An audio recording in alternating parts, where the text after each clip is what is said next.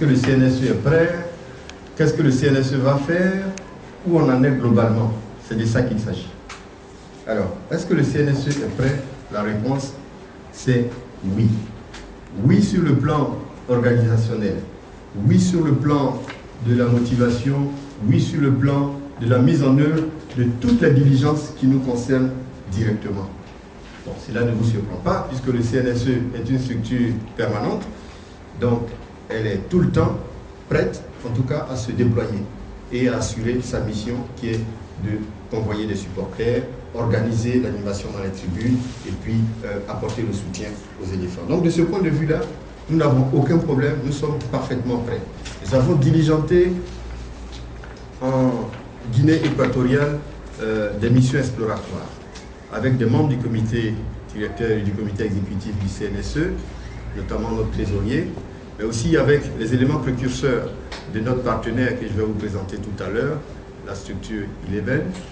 Tout ça pour prendre tous les contacts sur place de manière à garantir un séjour sans souci à la délégation ivoirienne.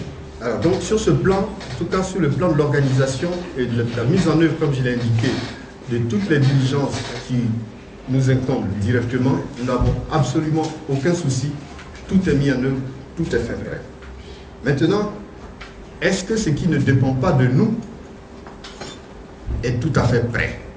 Je veux parler des questions de visa et je veux parler notamment des questions de conditions de vie particulières en Guinée équatoriale. Alors, en ce qui concerne la question du visa,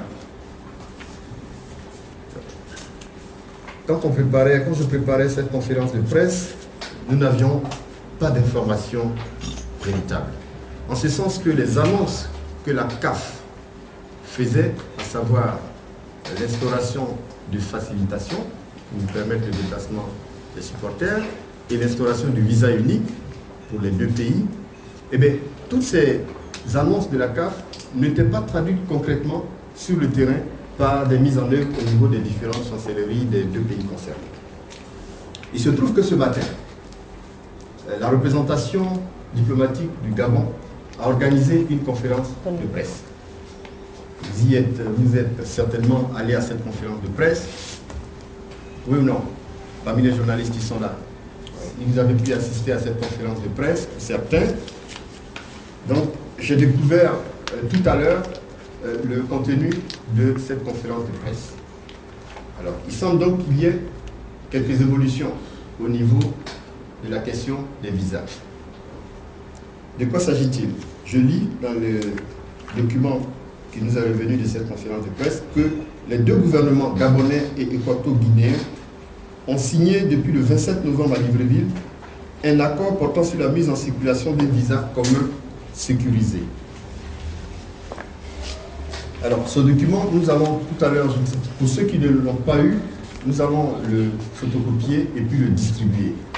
Il est un peu long, en tout cas, il fait état de ce que le visa commun va finalement pouvoir être délivré à partir du lundi prochain, 9 janvier.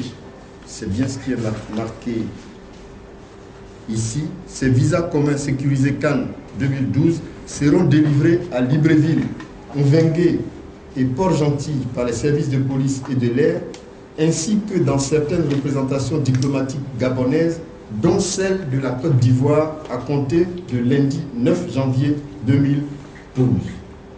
Voilà, donc c'est une avancée que nous n'avions pas au moment, jusqu'à ce midi, avant la conférence de presse de l'ambassade du Gabon. Donc c'est une avancée, c'est une avancée. Avant que nous annoncions cette conférence de presse, nous n'avions pas cette information, ce qui nourrissait nos craintes que nous avons traduites dans certaines interventions. Le plan général de déploiement du CNSE sur cette CAN va consister dans le convoyage de 150 supporters qui vont résider de manière permanente en Guinée équatoriale. Ces 150 supporters sont pris en charge par l'État de Côte d'Ivoire, donc en pension complète. Donc merci au ministre des Sports merci au gouvernement de Côte d'Ivoire qui offre cette opportunité-là. Donc sur ces 150 supporters, il y a une part qui va être constituée par le comité d'animation, donc les animateurs professionnels, ceux qui font la renommée du CNSE, vous savez bien.